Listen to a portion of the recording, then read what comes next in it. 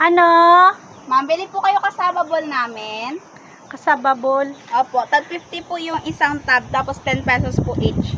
Yung saan ang 50 dyan? Ito po, yung nakatab na po. May sauce na po siya na kondensada po. Pwede pa buksan. Patingin lang. Sige po.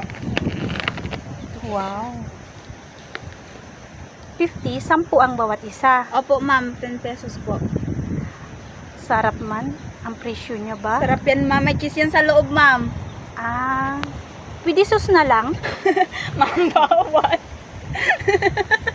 Hindi pwede sauce na lang. Kaya yung sauce parang, ano ba ang sauce nyo? Kondensada po. Kondensada. Opo.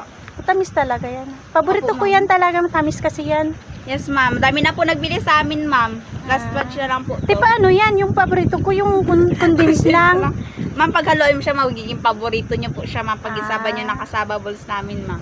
Maaga pa talagang business mo, no? Masipag Yes, ka talaga, ma'am. no?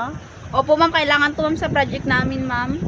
Project nyo pala yan. Opo. Di sige na yan. I-ano ko na lang. Bilhin niyo yan. na po, ma'am. O, sige po. Sige po. Thank Pang-project you, mo pala yan. ma'am. Ay! Ay, kung hindi mo yan pang-project. Gusto ko kasi sus lang. Kaya paborito ko talaga matamis Ma'am, yan awa kasi. na kayo, ma'am, para may dagdag grade namin, ma'am. Sige. Sabihin mo sa Ay, maestra mo, sarap naman. i-gradance ka ng 99.9 ha. Sige, ma'am. Kapag mas malaki yung kita, ma'am, mas malaki yung Sige. grade. Good Thank you luck. po.